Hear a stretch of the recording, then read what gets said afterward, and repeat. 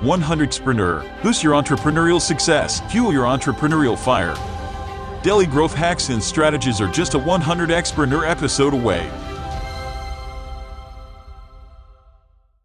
Welcome to everyone to 100xpreneur. Today we have a very special guest. He's Gary van Broekhoven, and he's the CEO of What Drives Them. So in that part, thank you very much, Gary, to be here with us today, and in this amazing podcast that we speak about with entrepreneurs around the world, and then we speak about so many interesting points for them. So thank you very much for being with us today. Yeah, no problem. So in that part, Gary, if we speak about your business and what everything that you are doing, we meet in Barcelona last year, and we have the opportunity to discuss in the entrepreneurs organization about what you are doing. And one thing that for me was like very interesting to say, okay, you are not doing only marketing, or you are not only creating customer behaviors and insights. You are like going deeper in the process of helping people and helping companies in order to understand what drives people to take action. So in that part, what do you do as a business? Well, I think you pretty much said it. The most important thing we do, what drives them, is companies talk about customer centricity, and they always talk about the voice of the customer, and it's always about, yeah, we're all about the customer. But when you actually say, well, what do you really know about the customer? And you actually realize that most people are not trained or have backgrounds in psychology, sociology, or anthropology. And so it's actually unfair for them to say, to be able to decode what the customer's really doing. You can see what they're doing, but it's how you understand it. It doesn't matter if you're in sales or marketing or design, right? You all have this data about your customer, but it's the meaning behind it. And it's that is what drives them. That's what we are focusing. So we all have a teach or train teams, or even individuals. So we even run courses. And that's something we've been doing, or I've personally been doing for years, probably 25, 27 years now. I've worked as a consumer psychologist. In fact, I started my career, I don't know if you knew this, designing gambling machines for the French Mafia. Okay. So that's how I started my career. And it's all about addictive mechanics, right? And you say, oh no, it's so evil. But if I was to then turn around and say, well, did you know there's a good chunk of the most popular apps on your phone are using the exact same mechanics that we were doing for gambling machines, but you're not aware of it. So which is more evil? And you could say, well, that doesn't give you a green card, right? Doesn't mean, oh, well, therefore you don't have to worry because, whatever, TikTok and Instagram and, a lot of these education apps like learning languages, they're using all these same gambling machine addictive mechanics. But I've spent a lot of my time personally working in healthcare.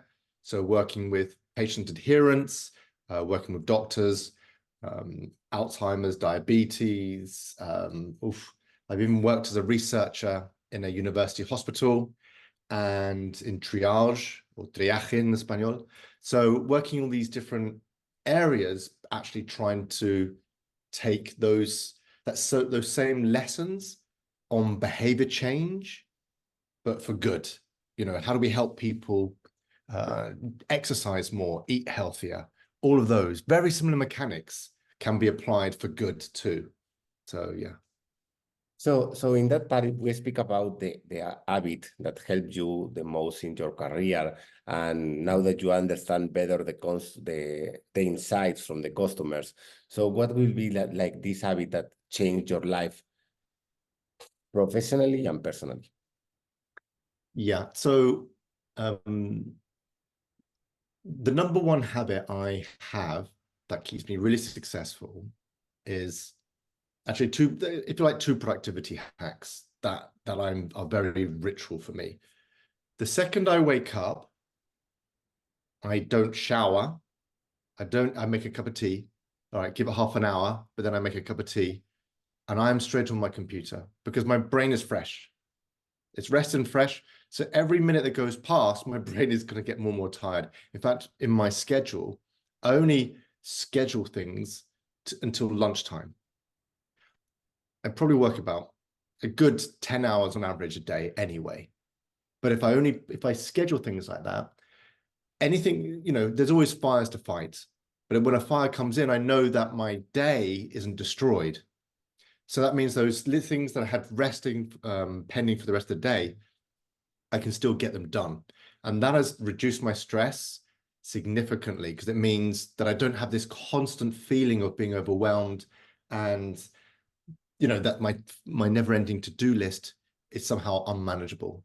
And I'm also in the habit, every Friday, I do, with my team, we do a Friday ritual, which is, you know, it's a classic startup entrepreneur kind of ritual, which is, you know, what worked, what didn't work, what could be automated, what could you delegate, these kind of questions. What did we learn is actually the number one question that we have within the team, so that people actually reflect that every week they're learning something new, especially in startups. You don't realize how much you learn every week. You think every week is just the same grind, trying to make more money, trying to better at converting ads, web page, whatever, right? But you forget, like, oh, hang on a minute, I've learned so many things this week. That's pretty, yeah, it's pretty intense. The first time that I start to write down all the learnings that I have from the day, it was like for me very difficult, because I start to say, okay, what I learned today, and it was like after 15 minutes, I learned this. After I start to do this exercise for a few weeks, I was like feeling 1, 2, 3, 4 pages, and I had to say, okay, there are so many things that I have learned, so I'm going to focus on the most important things. And I think that sometimes happen that, no, because you say, okay, we are overwhelmed, we have so many activities, we have so many tasks, but at the end it's like, okay, what is the most important lesson that you have learned today? What is the most important thing that you have overcome today? Because sometimes we forget, and then there are so many things and there are so many distractors that we move from one point to another. And I think that this is something like very interesting in order to take care and to say, okay, this week I have learned this, and maybe it was not my best week, but this learning is going to change my life for the next few years or few decades. You know, when you say that, there is something I sometimes think about. I say, okay, wait, if the business fails, right? Statistically, everything is against you. So you go, oh, great. If the odds are always against you, you go, well, it could be very real, and some, you know, that's just something you have to face. And then I think there's this thing of like, yeah, but what's next? If this doesn't, you have to be all in for sure. You have to be all in, committed. Otherwise, it's not going to go anywhere. It's very likely to fail, because it requires so much energy. If you're not all in, what do you expect? So that's challenge number one for a lot of people. They say, yeah, I have to go all in, but I don't have any income from it because I'm building it. That, I get it. I totally get it. And sometimes you have to try to balance and transition and save enough money that you go, okay, I'm ready to go. But yeah, sometimes I think you learn so much. You be an entrepreneur for 6 months, a real one, not at university, but a real one, doing it. And you go, oh my God, I know so much. But then I ask myself, yeah, but where can I go after this? If this fails, 99% probability of failure, where do I go from here? Because you've got so much knowledge. You can speak to a CMO eye to eye, and you know everything that they're going through, and a CEO and a CXO, you know, a chief experience officer, and a CDO, a chief design or development officer. You wear so many hats. You can talk eye to eye to all these people. So what kind of a job do you apply for? I don't know. You're incredibly talented. I would, if I was in a big corporation, I know about hiring, you know, I've got a lot of experience building teams, and I often think, yeah, what about hiring to work for a big company, you know, somebody who failed in a startup? I mean, they're not a failure because they know more than me. If I'm from a big corporation world and I've been 10 years sat on my desk, any startup entrepreneur who's been 6 months by themselves probably knows more than me, right? But the problem is like, yeah, but this kind of personality type, will they stick around long enough in a big corporation, or are they just here for some cash and then run back to building the next business? There's this sort of identity that comes with, you know, who you are is kind of what you do, sort of dilemma we entrepreneurs face, right? And that part, there are so many things very interesting because you say about the identity, no? And okay, you fail in your startup, but you have developed new skills, and then you are like, for example, I was speaking a few days ago with some colleagues that they are employees. And one thing that happened is like, as entrepreneurs, as you say, no, okay, was not working. Okay, I'm going to do this. I'm going to change my perspective. I'm going to try all other things. So your brain always is like to find solutions, and it's like moving like very fast. So it was in 2013. I launched a project, and I was working for 3 months on the project, and I was like doing the sellings and the website and everything. And the project fails. It was I didn't receive the support on the crowdfunding campaign. So for me, it was a little bit not happy because I had to close that project, and I had to say, okay, I'm going to do in other way.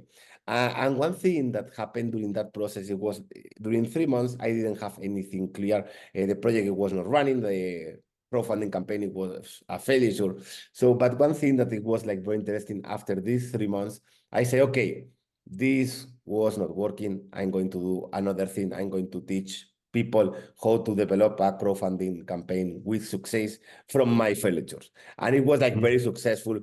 So many incubators from Spain, they say, okay, Agustin, please come with us, do the training. And after that, I meet one entrepreneur from Austria, and he had a crowdfunding campaign that it was not successful. I say, okay, I can be your coach and consultant manager, so I can help you in order to develop the strategy. After 6 months, the strategy, it was like so successful. They achieved the crowdfunding like 3 times more from the previous campaign that they were expecting. So it was like very interesting because everything that I learned that it was, okay, this is not working, I apply and I share the knowledge. And as you say, no, this is like part of your identity. Is not only, okay, I do this and I have not the experience. I have all of this, I have the experience, and now I have the roadmap on how to do that. So in that part, Gary, if we speak about how do you get motivated when you are overwhelmed or the project is not working as you expected, do you have any strategy, anything that is going to help you to say, okay, I'm going to be focused, I'm going to clean everything that happened, I'm going to learn about my failures, but I'm going to move forward? Yeah, that's I think number one, the word overwhelmed is a common word in the language of an entrepreneur. Like, we're all in this feeling of overwhelmed.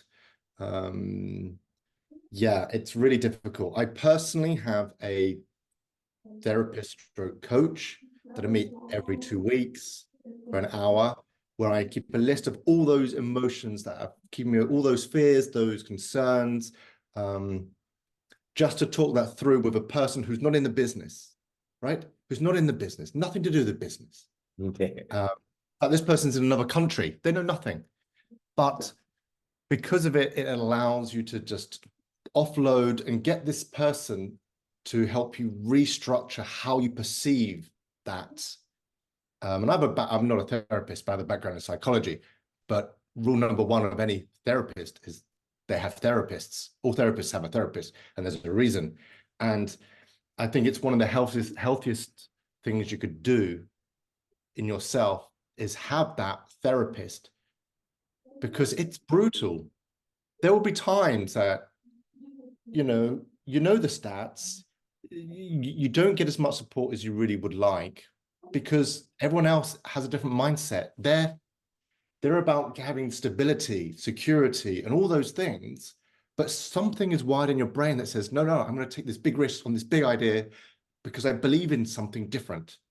And people with that mindset, we're kind of loners, and not deliberately, but it's the passion just overwhelms us. But when we do get overwhelmed and we think that we can't handle it, what I have learned for myself is tell myself that if I don't work for 2 days, and I've done this on a couple of occasions where I do literally nothing for 2 days, I sense that I'm overwhelmed, maybe getting big headaches and dizziness and all these sort of things, very typical, very common, and go, okay, I got to take a 2-day timeout, and it's a Wednesday or something. Yeah, but this is where I am at, because otherwise You know what I mean? It's just not healthy. And if you're not taking care of yourself, you can't take care of a business. So you just have to say, okay, you know what? I'm going to take 2 days on the sofa with a blanket watching Netflix. That's the plan. And you go, but that's madness. My business won't, I'll never become a billionaire or whatever your dream is. But yeah, but you'll never make it anyway if you die because of stress. Or you are Well, stress, sick. well, yeah, well, stress doesn't really kill people as much as people think. It's if you have cardiovascular disease already, and then you add stress, that's more of a situation than just stress by itself. But you've got to take time out from stress.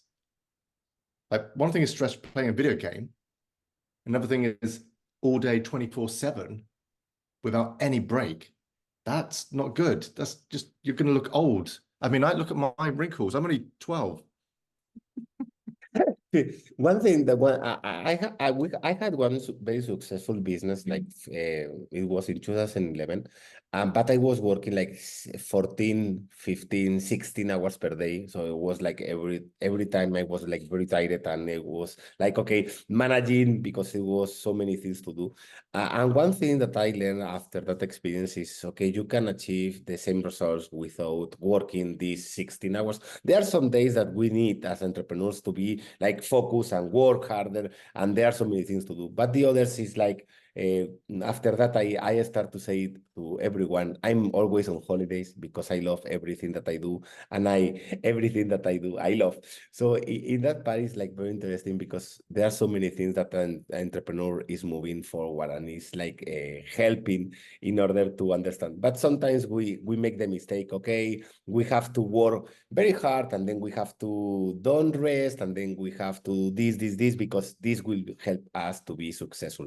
So in that part, Gary, if we speak about one 1 minute clip about your life, and then we share with all the entrepreneurs around the world, what will be the message that you want to share with the people in that one clip minute about your life as an entrepreneur?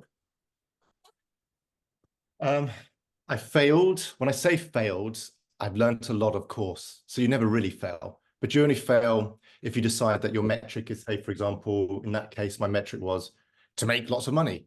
I didn't make lots of money, so I had to close the business down. I had to put my tail between my legs and walk into a big corporation and think, what the hell am I doing here with all these people, you know, with a neck strap tag magnetic thing to open doors, and with your name on it, and I thought, and a number, an employee number, and I thought, oh my God, this is so depressing.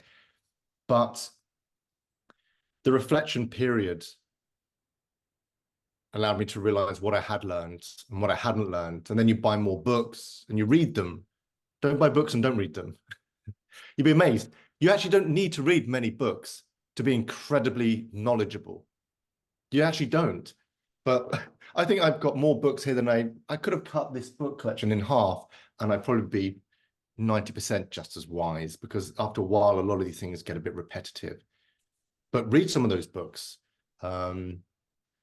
I think from my own life, yeah, I mean, I've tried 2 startups. One one was actually an economic crisis, landed a year into it. I had some cash flow, and I decided that I didn't believe I had what it took, not just me as an individual, but I didn't think the brand wasn't established enough to survive, or maybe I didn't have the creativity at that time to be able to, whatever, growth hack my way through an economic crisis.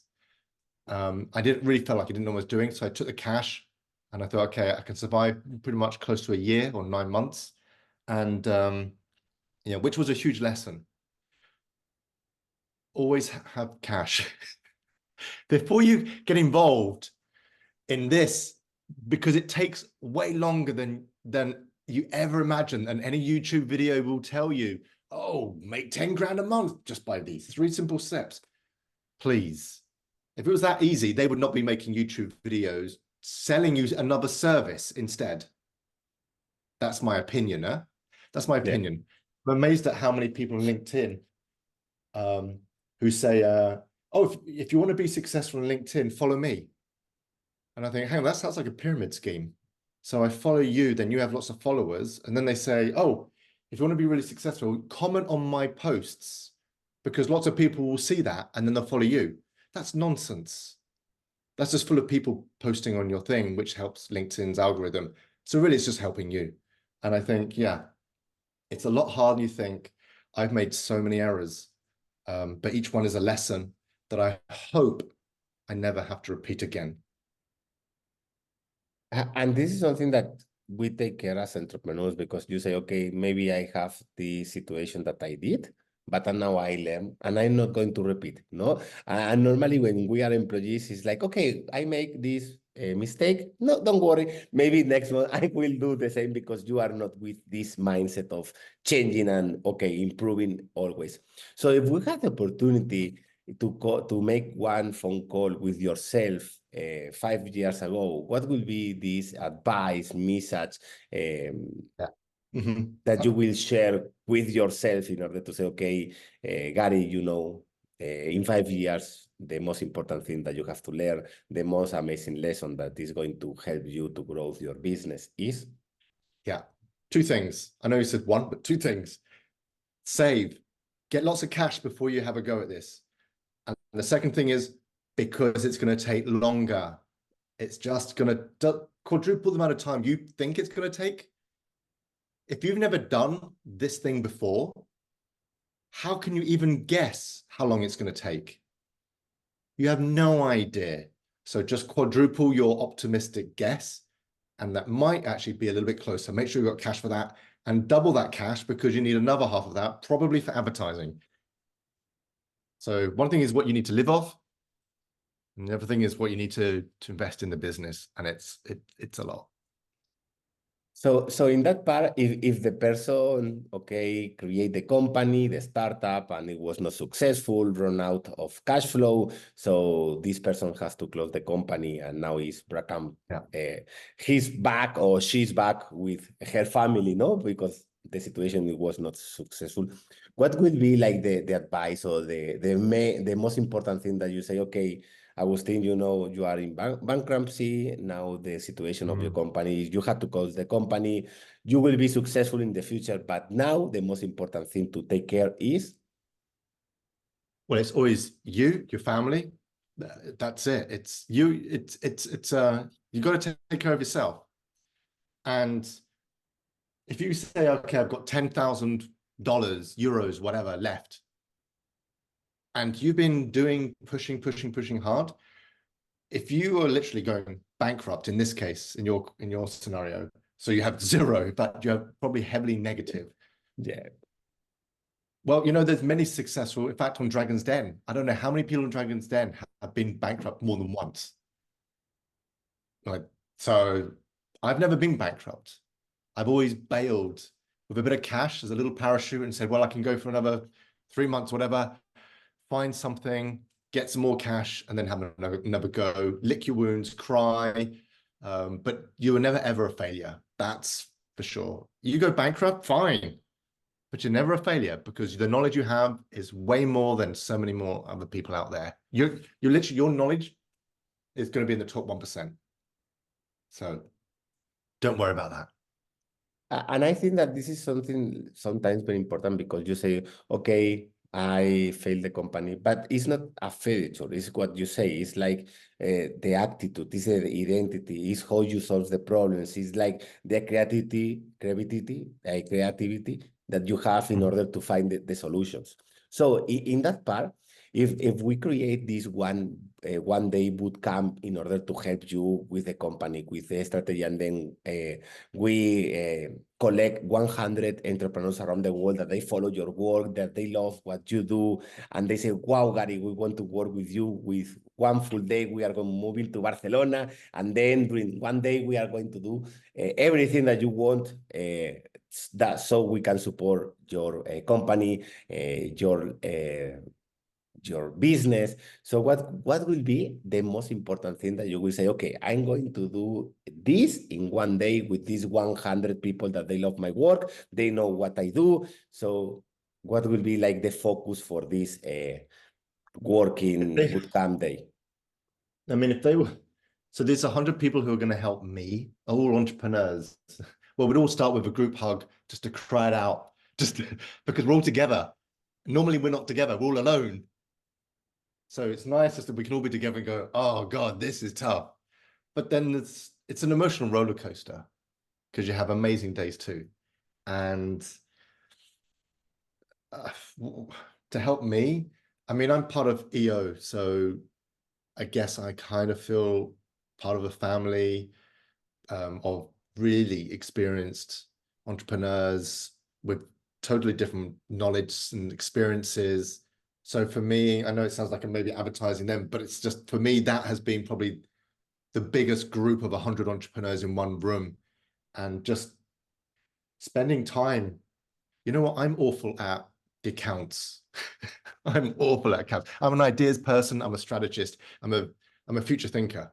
I'm awful at accounts and I'm awful at technology. If they were in the same room as me, I'd have them all lined up, fixing my accounts and all my tech. Yeah, this is like very interesting because there are so many things that we can say, okay, we can do this, and then now that you have the people that they are entrepreneurs, and as you say, no, we have the photos, and then we have everything that we can continue working and developing. So one thing that from your experience is moving from one entrepreneur that he's or she's starting their own business. They are not entrepreneurs at the university. They are the entrepreneurs that they say, okay, we are going to work on our business. We have like this 6 months experience, but our business is not working as we expected. We start to have sales, we have the product, but we are not achieving this 8-figure business. So from your experience, what was like the difference between, okay, I have a business and I have a 8-figure business? What actions we have to change in order to change the mindset to achieve this goal? I think there's two things. One is for a CEO or entrepreneur. One is actually a mindset. So some CEOs already want the $1 billion. They want to be a unicorn. For example, that's not me. My own personal things are around about the 50 to 100 million marker. It's an emotional number that for me, if it was more than 100 million, I guess it depends on the rate of growth. If it was really, I don't know if emotionally I'm actually prepared to unlock the mindset of 100 million. I know that sounds a bit weird because you might think, oh, it's all about process.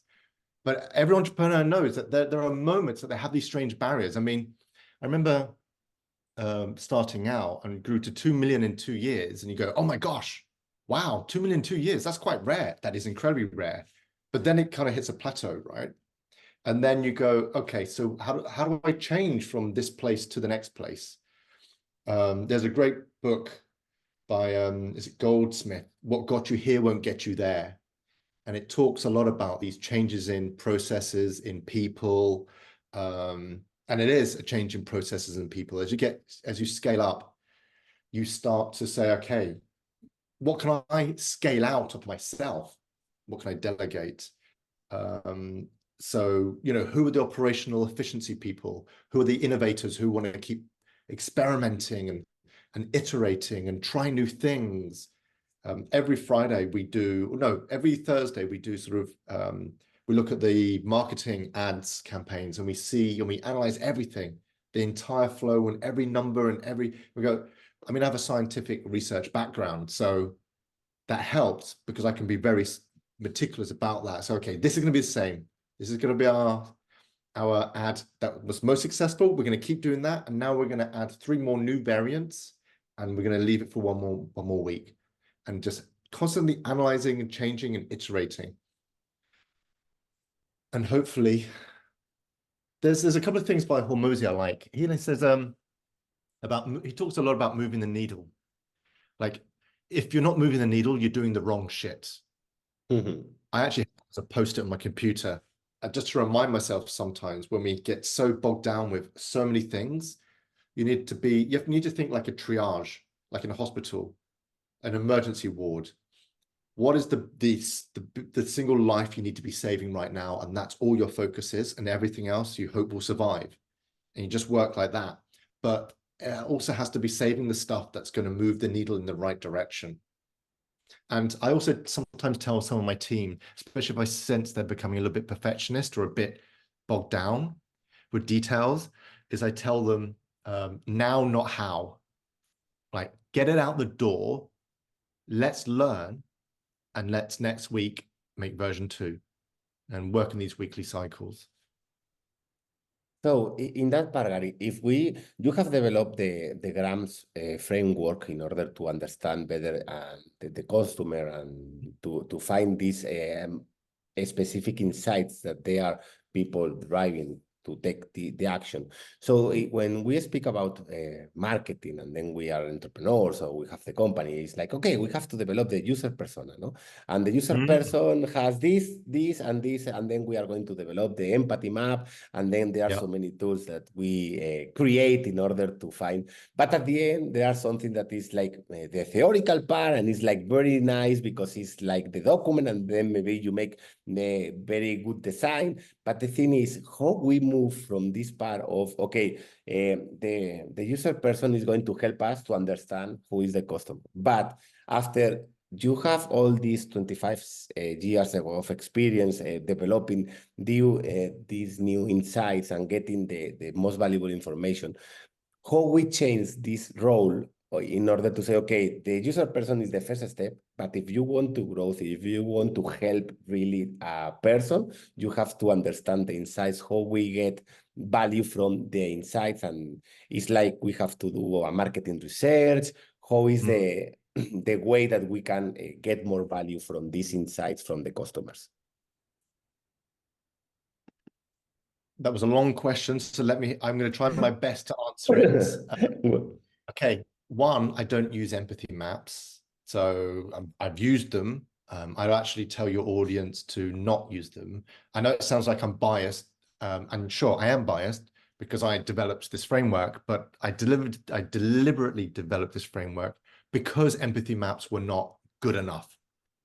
And when I say good enough, it was slower and left a lot of people lost.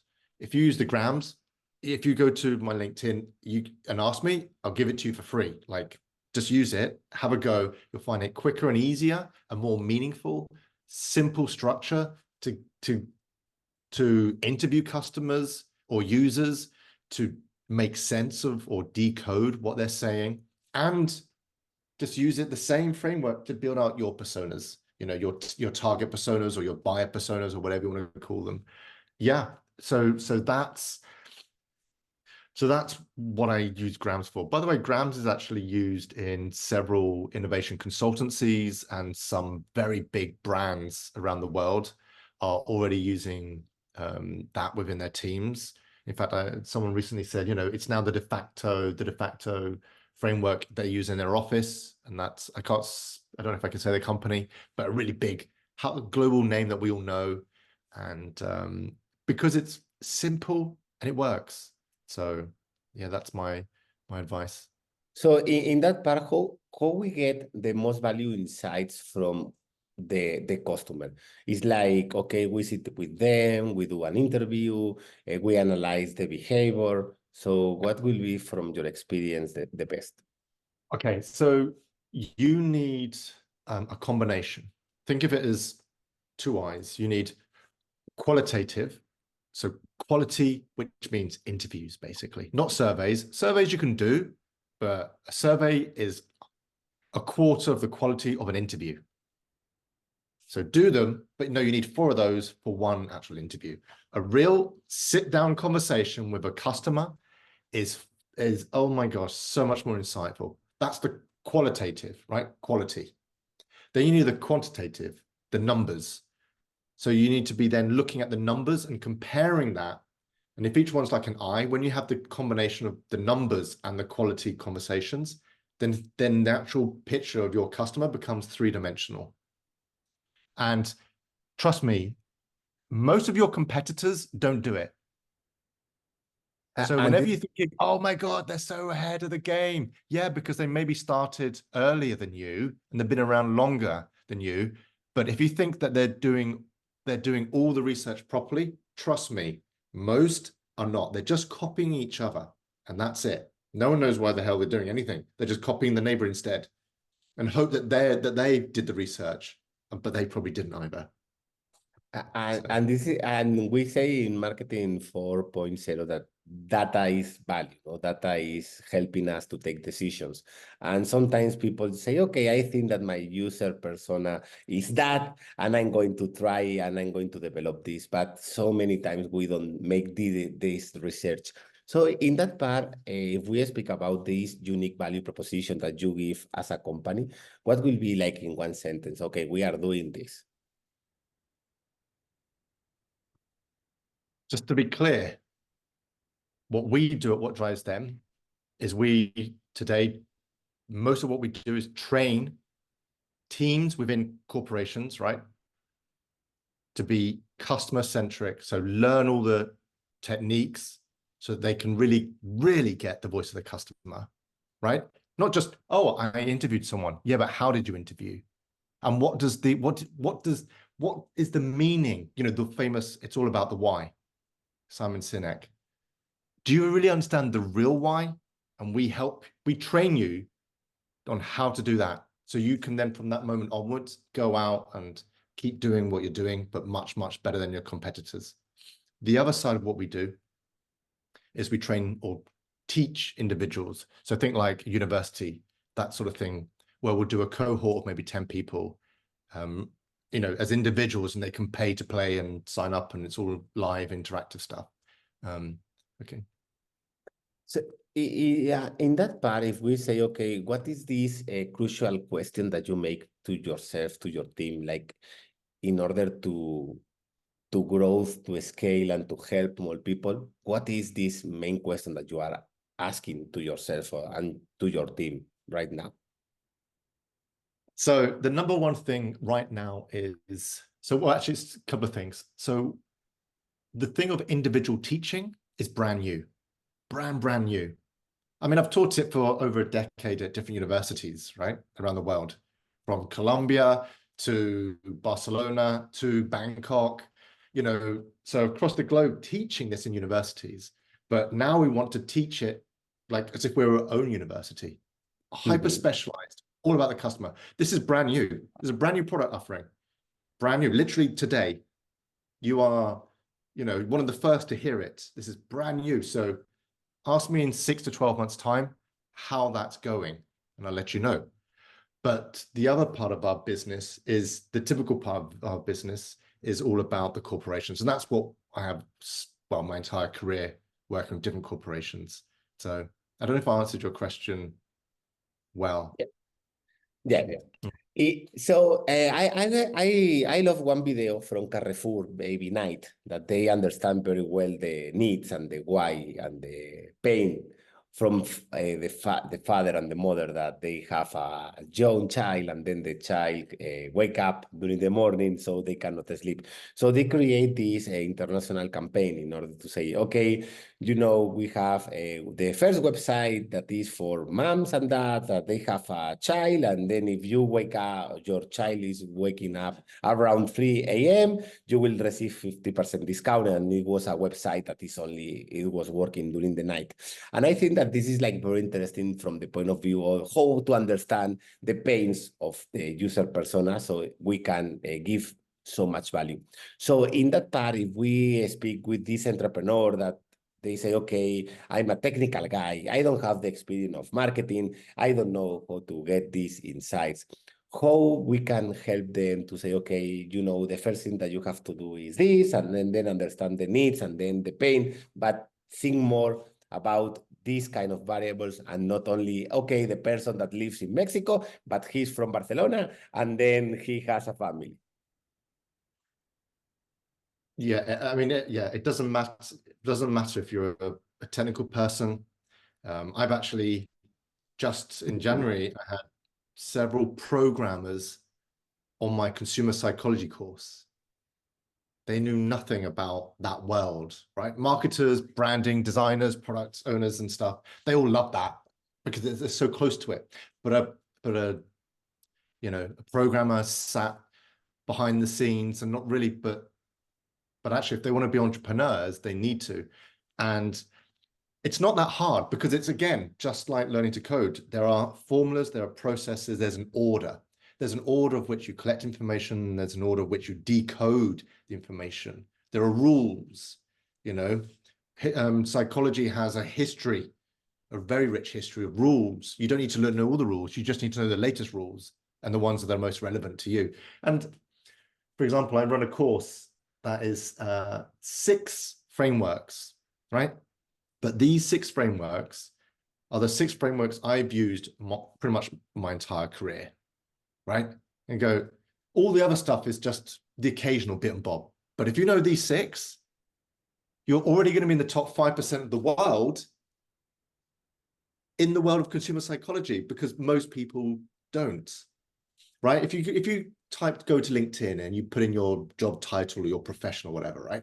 If I typed in marketing on LinkedIn, and I did this last week, I got something like 16 million people on LinkedIn. I typed in design, I got 32 million. And you go, wow, these are people, and I didn't type in design, I didn't type in programmers or anybody, but you go, wow, there are millions of people out there who are designing, whether it's coding or being, you know, at the front of design or the visual side of things, or they're communicating through marketing and branding stuff, but they know how to do that bit, but they don't know anything about the customer. They don't know how they think. So it's like, what are you doing then? Well, I'm actually just being creative, and I'm just going to throw it out there and wish me luck. Well, let's see if your luck, you know, lasts. Or no, if your money lasts longer than your luck, then you'll be successful. That's not the right strategy. And I think that sometimes we say, okay, maybe if, and there are so many people on the internet that they say, no, you know, do this, and then you will have $100 million. And then the situation is that they don't have this money, no? They say that you can do, but they don't do or they didn't achieve. So in that part, if we speak about the philosophy of 100x to make more impact, to get to more customers, to increase our building. So what will be like the most important thing to focus of if we want to make 100x impact in the world, that the one that we are making right now? What will be this amazing, the most important thing that we have to take care as CEOs of the companies? Yeah, you ask great questions. I'm just sorry that I don't have one answer. I think every question you've had, I've had like 2 or 3 answers mixed into one. And I think this is the same. You need focus. I'm a person who struggles with focus. There's a thing from Kung Fu Panda, from one of my daughters who used to love watching. It says, you need to focus your focus. And I need to focus my focus. And that's something that I stick to. The one thing to 100x, pace yourself. If you have it really clear, and I regularly ask myself, what's my true value? Like, what's my meaning in life? Think of it like this, that there'll be a time when you're going to die and you'll switch off the lights on your life for that one last time, and that's it. And so if you think about, well, what value do I have? What's my purpose? For me, it took me many years to figure it out. And for me, it's really clear, is giving to others. I get a lot of satisfaction empowering people, empowering teams, and seeing them get results. Like a coach. And I go, wow, okay, there are tennis coaches, there are football coaches. Well, guess what? Consumer psychologist coach. I help marketing and design teams, right? And I get the enormous satisfaction seeing them go, oh, we did this because we use this framework, and it made us understand so much about that. That's my 100x. Because I found my meaning, and I go, okay, so how do I help these people? Well, do these people even know I exist? Well, there's step 1. I teach at university, and every time I'm at university, maybe I have between 20 and 80 students. I go, okay, so that's another 50 students I have empowered with these tools. And I just keep going that. For me, that's my 100x. Another person, it's going to be money. Exactly. And another person, it's going to be app downloads. Everyone's got their 100x. When you find yours, you get comfortable in that and you don't get stressed about being a unicorn or something random. That's a tough pressure. That's a tough pressure for anyone. And I think that in that part, everyone has to live in their own terms, because if not, you say, okay, I must create a company that is going to become a unicorn. So I feel the stress because I'm not achieving, or I'm like running out because I'm not moving so fast, because maybe your business model, maybe your product, maybe the structure of your business is not helping that. But I think that at the end, this roadmap that we are, or this that we are running like every day, it has to be with yourself and not with the others. Because if we start to compare, if we start to live, I was speaking in a previous podcast with Chris Do, and Chris Do say you have to live your own framework, your own blueprint, because at the end there are so many things people will teach you, will say, focus on this, but at the end is, are you happy with the things that you have in your life? Are you happy with the things that you are achieving? And work in that part every single day. And don't try to be another person, because the role of you is only you. So in that part, Gary, if we have this vision about you in 5 years, what do you want to overcome? What is the goal? What is the situation that say, okay, in 5 years, I would love to to have my business on that part. I want to have my life in these terms. Yeah, one thing I want to do, which is what I'm passionate about, is reading up on research. Like, I love white papers, latest. That's what I love. That I love reading those. That's my kick, right? And so I want to get the business into a position where, like, I'm not worried about my job title, CEO. Like, that's okay. It's a job title. It's a function. So figuring out what you want to do within that business. In 5 years' time, I want it to be in a place where I'm not so much the protagonist. It's still my business, and I'm still giving the impact. That's it. So it's not about me. It's not about my ego. I do a lot of work on stage and, conferences and stuff, but that actually doesn't make me mentally any happier. It actually sometimes makes me feel worse, because then you start to have all these fears, like, oh, am I worthy enough to be on big conference stages or not? You start to, your mind plays games with you sometimes, and it tests you, but you still got to do it, right? Even though it tests you, you got to do it. But 5 years from now, yeah, I still want to be able to share my knowledge and stuff, but I want to be sharing with maybe other shoulder to shoulder with other coaches, so we can give even more specialized training for companies. That's it. And the numbers, I think if I'm delivering true value, the numbers will come. If people know we're there and we know the value, like, they go, oh, that's amazing. Like, that has changed the way we see our customers. That one day, wow, that's it. Impact achieved. And they will just keep compounding that knowledge. That's my job done. Thank you very much, Gary. So in that part, where we can find you, where are your social media, how people can connect with your work? Yeah. So I say, there's a quote that I say about consumers, right? I say, it's not what they drive that counts, but what drives them. And the website is called whatdrivesthem.com. And my name, so they can find me on LinkedIn. So thank you very much, Gary, for being with us today in 100xpreneur. And if we have this last message for the audience, anything that you want to share with them, what will be this final message before we end? Okay, this is what I've been thinking about the last 2 weeks. And it's to do with the perception of failure, as in, define your failure and make peace with your failure, not your business failure, what you count as failure.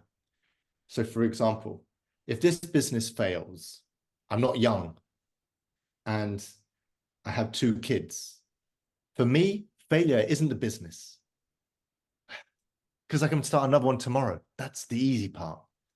For me, the failure is turning around to my kids and saying, the business failed, and it's their perception.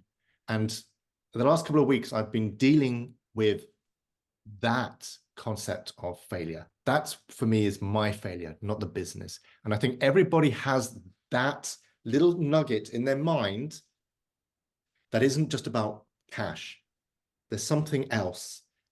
And these last 2 weeks, I've been making peace with my kids about that. And I've been totally transparent about this is the life of businesses, and help them understand this is not about me as a human being, the outcomes, even though business is doing well.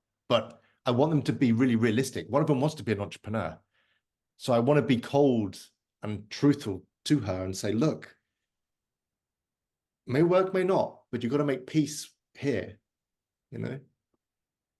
So that's it.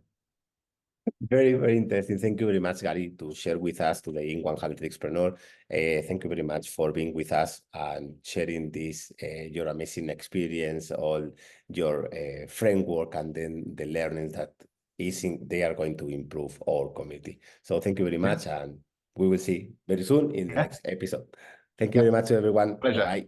Take care. Bye-bye. Bye-bye. 100xpreneur. Boost your entrepreneurial success. Fuel your entrepreneurial fire. Daily growth hacks and strategies are just a 100xpreneur episode away.